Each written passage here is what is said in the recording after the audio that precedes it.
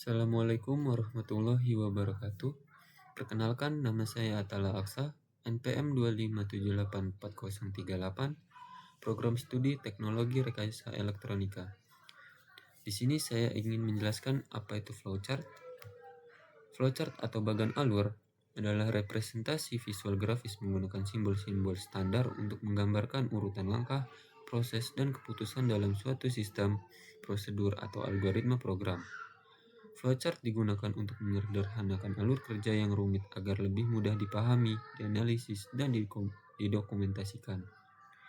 Fungsi utama dari flowchart adalah memberi gambaran jalannya sebuah program dari satu proses ke proses lainnya, sehingga alur program menjadi mudah dipahami oleh semua orang.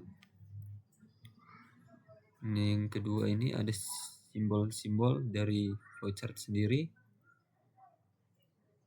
Setiap simbol memiliki arti yang berbeda.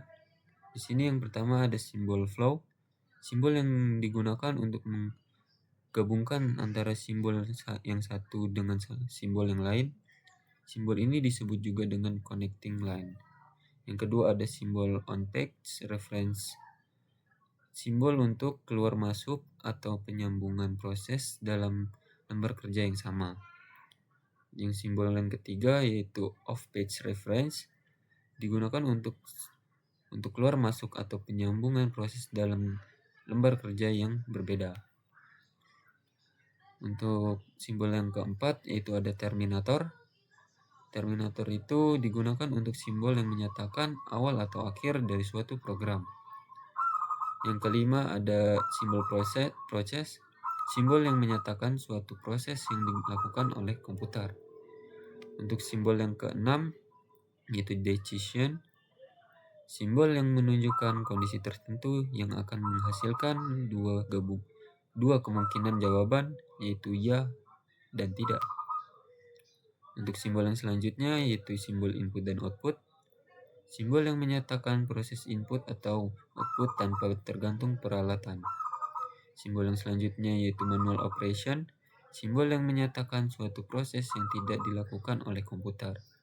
Simbol yang selanjutnya lagi yaitu dokumen, simbol yang menyatakan bahwa output berasal dari dokumen dalam bentuk fisik atau output yang perlu dicetak.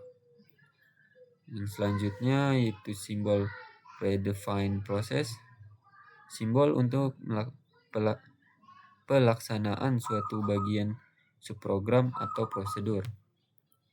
Dan yang selanjutnya yaitu simbol display, simbol yang menyatakan peralatan output yang digunakan.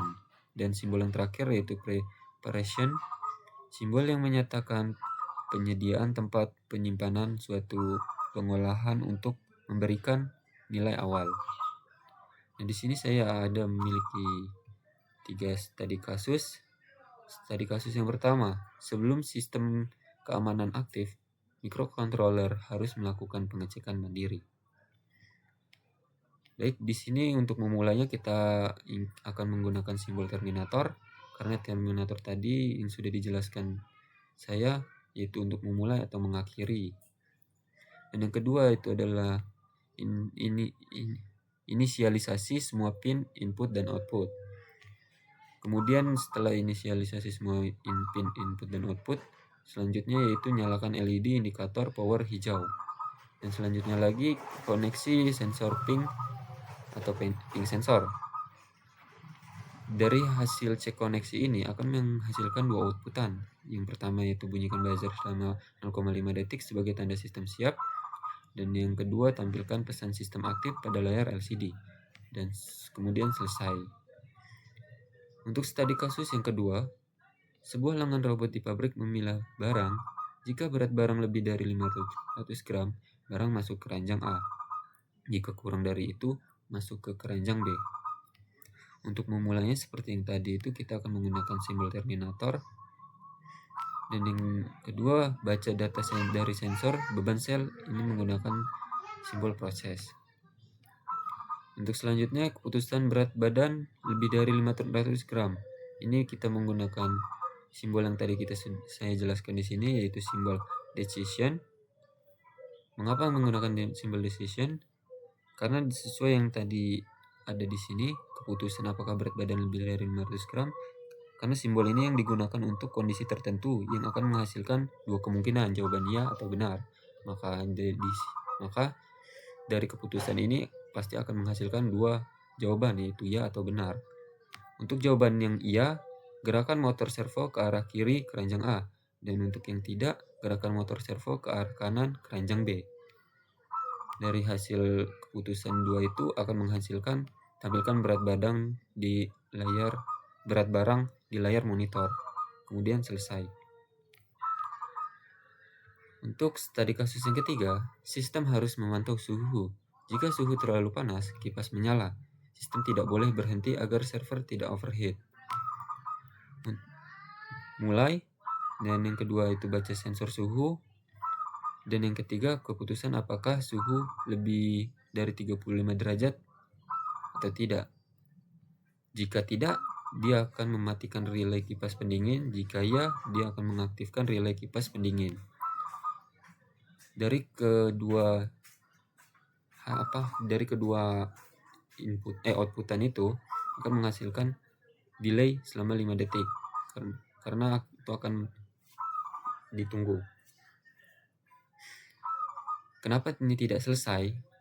Karena di sini dari soal yang di studi kasus ketiga ini, sistem harus terus memantau suhu.